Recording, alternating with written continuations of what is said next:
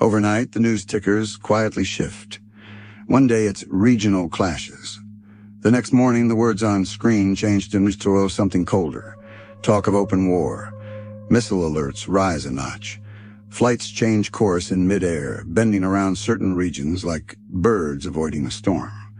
Emergency meetings drag on through the night, and the world feels like it is holding its breath without knowing it.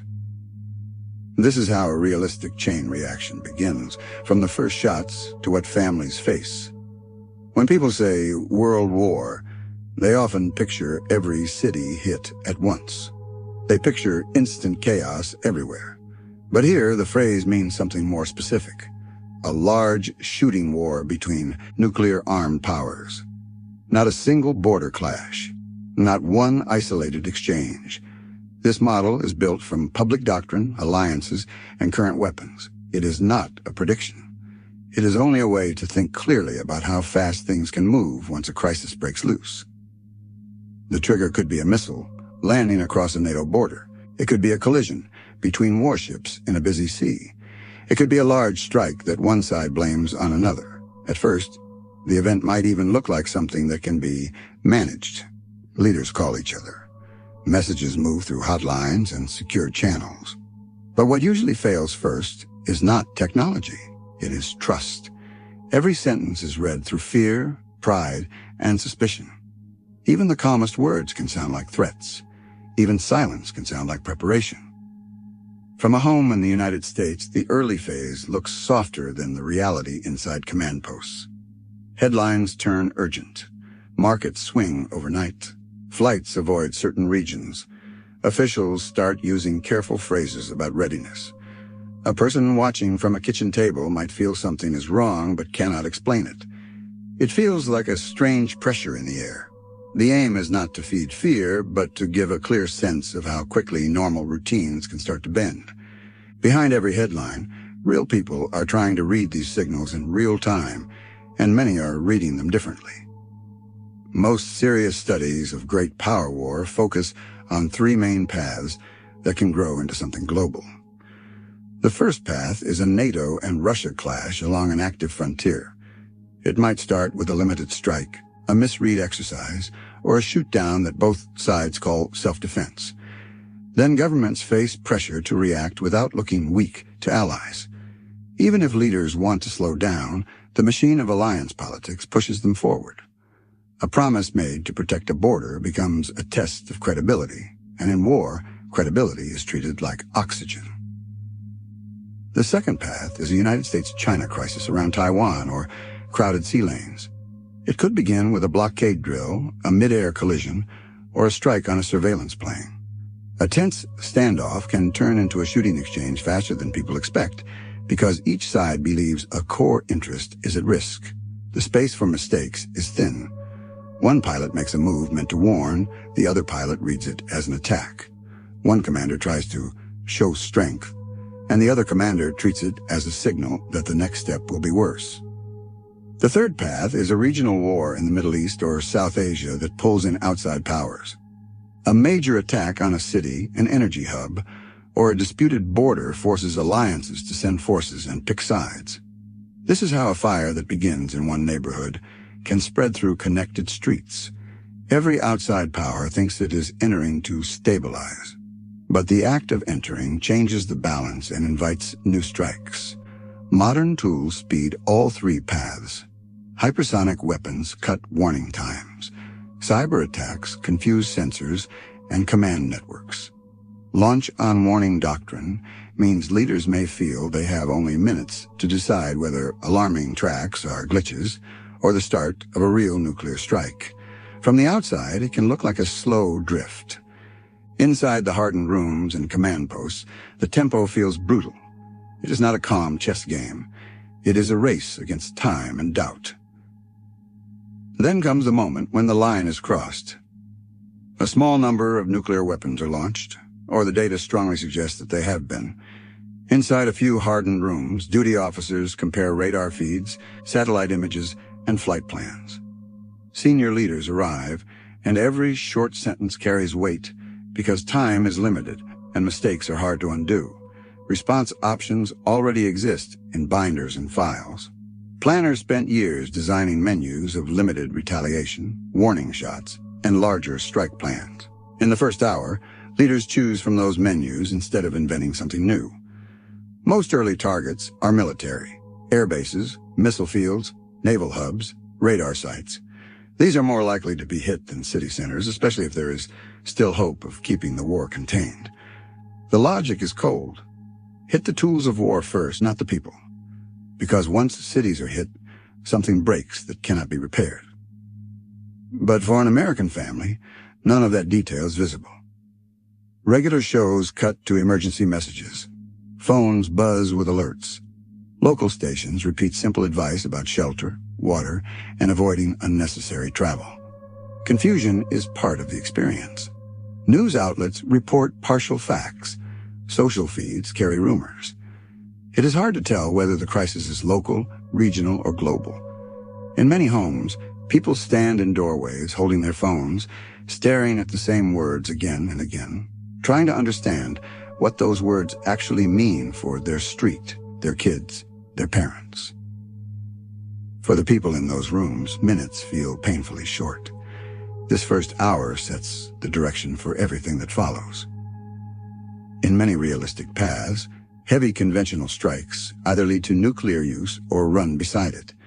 Before any warhead explodes, air and naval units hit airfields, fuel depots, radar sites, and logistics hubs with conventional missiles and drones. The goal is to blind and slow the other side before its full response forms.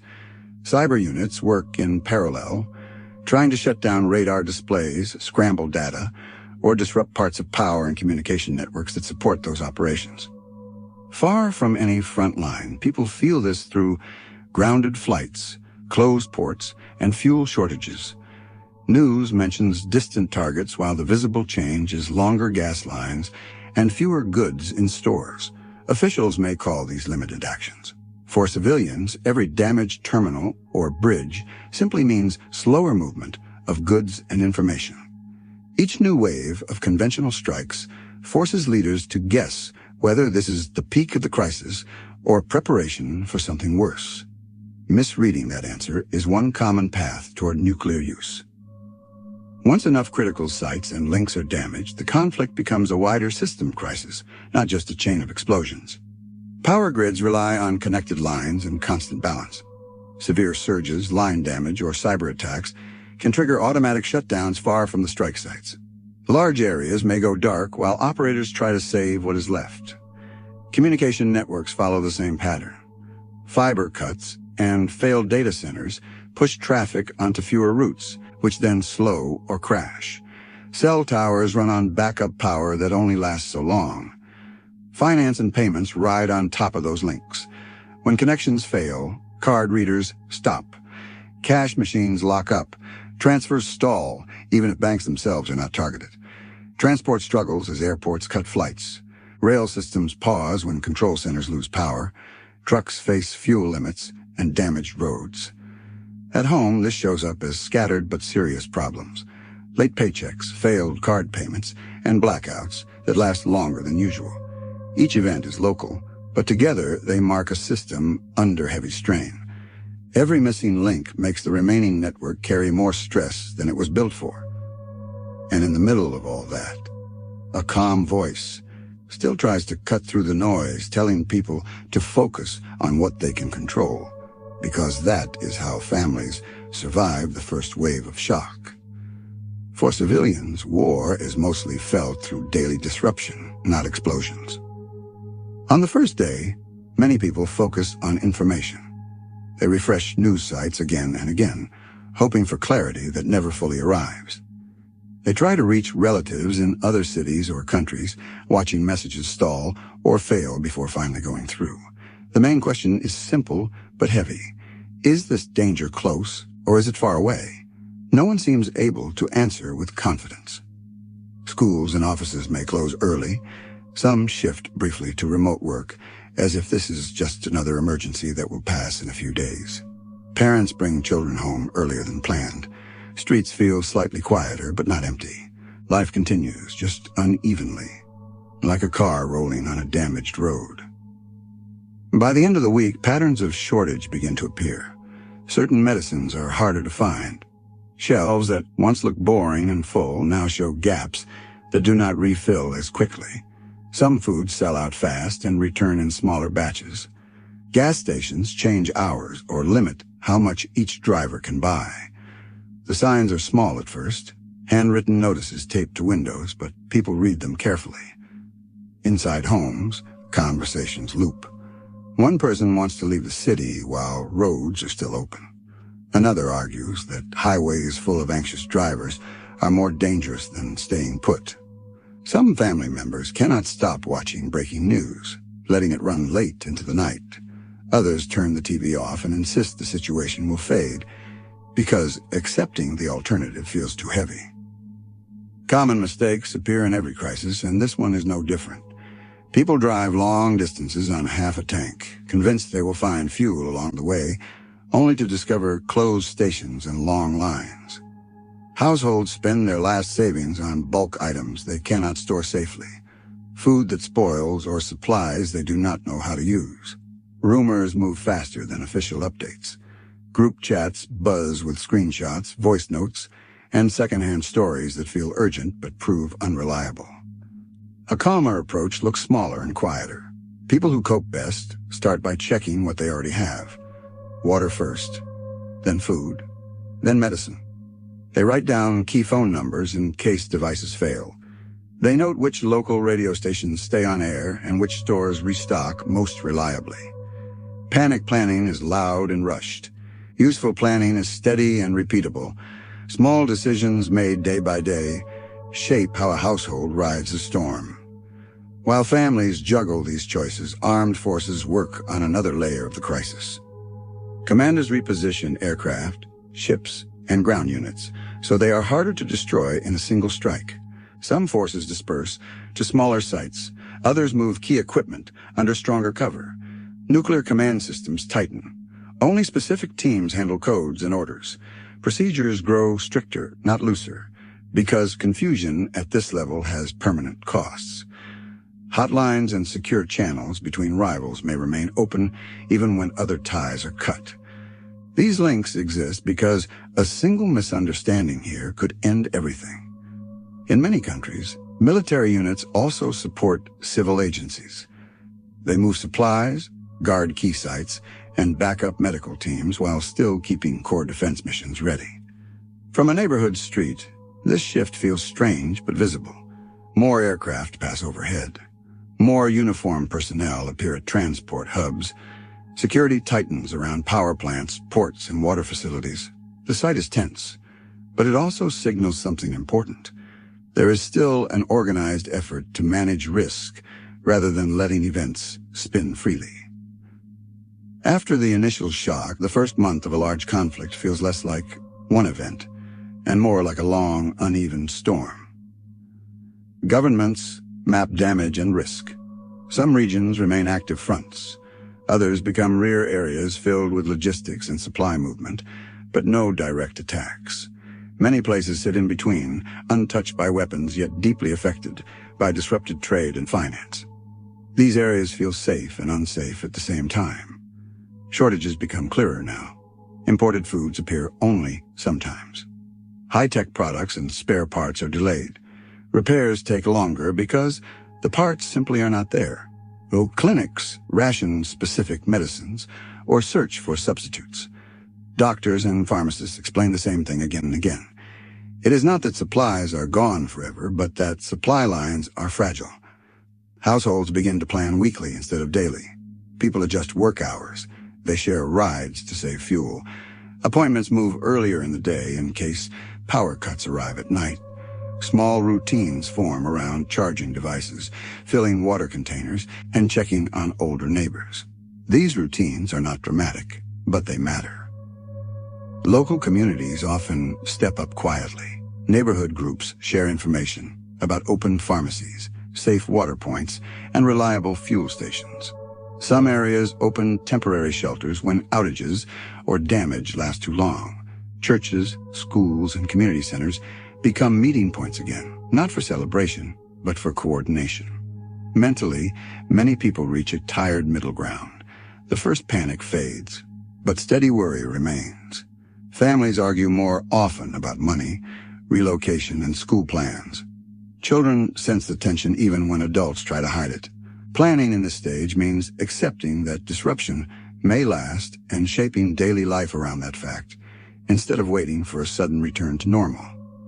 Looking further ahead, daily life depends on how long fighting and nuclear tension continue. If key infrastructure stays damaged, trade patterns begin to shift. Some ports, power plants, and factories are repaired and brought back online. Others are abandoned or replaced by simpler facilities that rely more on local resources. Areas hit directly or contaminated by fallout may see long-term population loss. People leave not all at once, but steadily, choosing safety over familiarity. Those who move place pressure on housing, schools, and medical systems in safer regions. Tension can grow between long-term residents and newcomers, especially when jobs and resources are scarce. These social strains do not make headlines, but they shape everyday life just as much as military moves. Environmental effects from large-scale nuclear use in the worst cases ripple outward. Cooler seasons, shorter growing periods, altered rainfall. Farming becomes less predictable across several countries, even those far from any strike. Food prices rise. Governments try to manage shortages with controls and imports, but uncertainty remains. Economically, families may live with unstable jobs and incomes for a long time. Savings matter more than growth.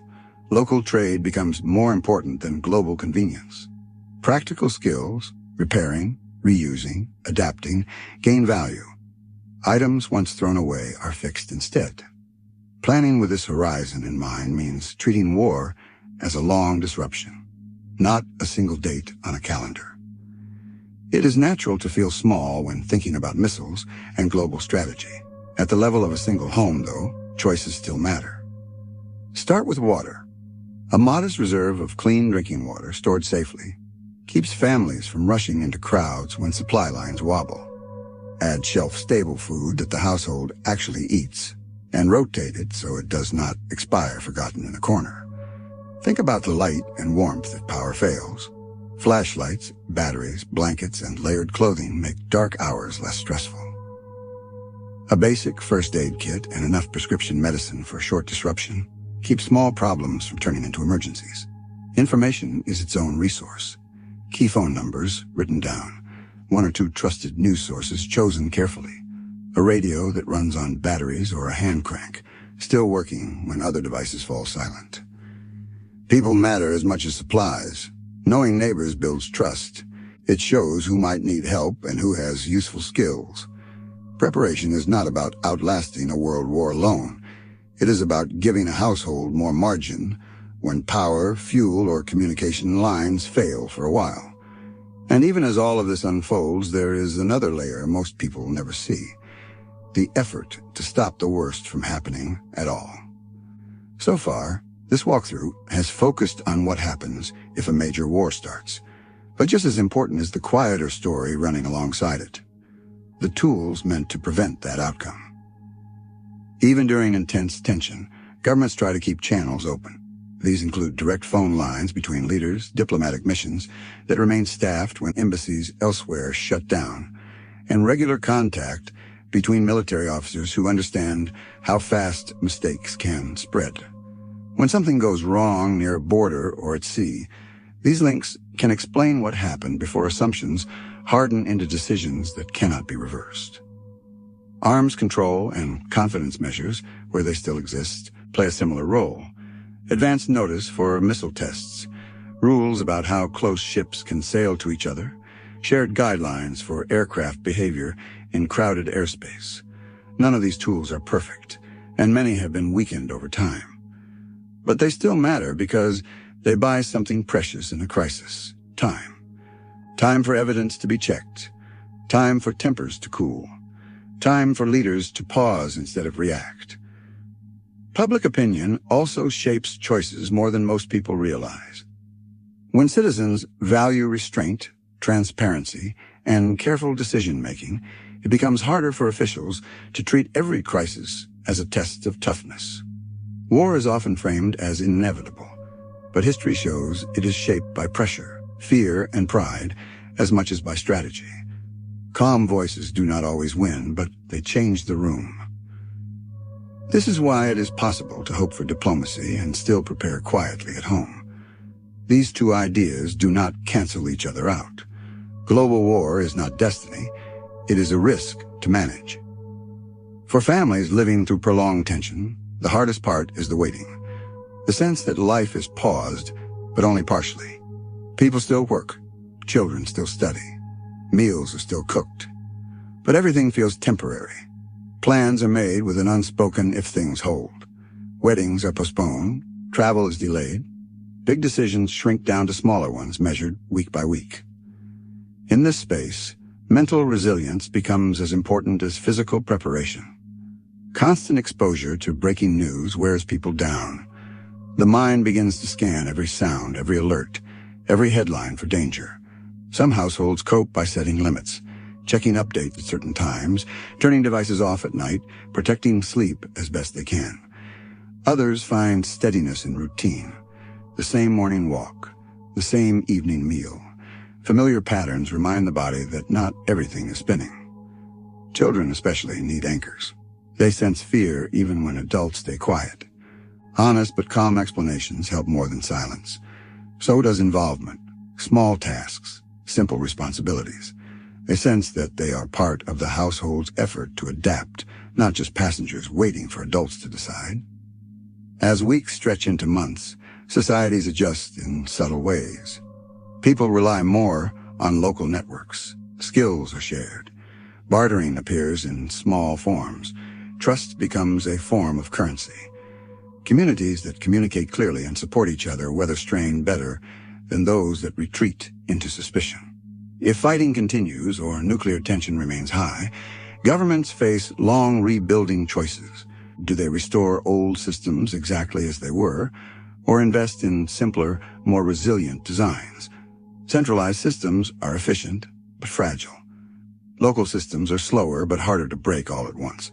In many places, the answer becomes a mix of both. Education changes too.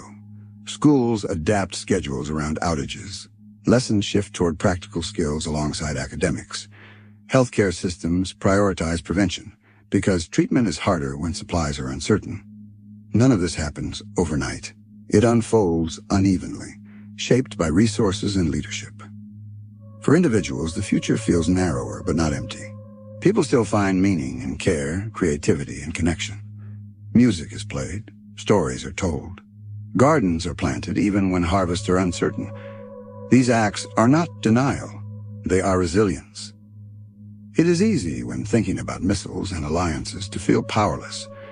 But large events are made real only through millions of small decisions. How people speak to each other, how communities share information, how fear is handled or not handled. Preparation at the household level remains simple, even in a complex world. Water that is clean and stored safely, food that lasts and is familiar, light, warmth, and basic medical care, reliable information sources, written contacts, a plan that can change without breaking. Most importantly, relationships. Knowing who lives nearby, knowing who might need help, knowing who to ask when something breaks. No family rides disruption alone for long. Networks form whether people plan for them or not. Planning simply makes them stronger. The story of world wars is often told as a story of inevitability, lines on maps, timelines of escalation. But those stories hide the truth that matters most. Wars are shaped by choices, not fate. By misjudgments, yes, but also by restraint. No one watching from home can control what happens inside hardened rooms or across distant borders, but they can control how much panic enters their own space. They can choose steadiness over fear, preparation over denial, community over isolation. The world does not usually end in a single moment. It bends, it strains, it adapts. And if history takes a darker turn, the quiet decisions made in kitchens, hallways, and neighborhood streets will matter more than most people ever realize. That is where resilience begins.